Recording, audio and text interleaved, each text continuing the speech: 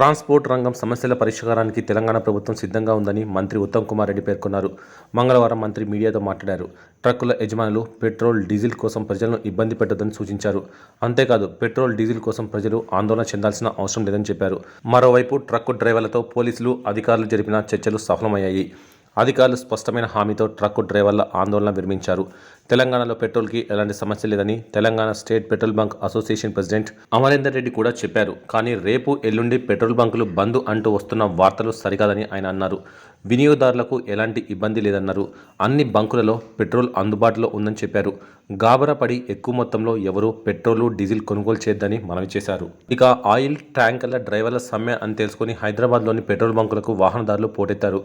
బంకుల వద్ద వాహనదారులు బారులు తీయడంతో హైటెక్ సిటీ, ఐకియా కూడలి వద్ద భారీగా ట్రాఫిక్ నిలిచిపోయింది.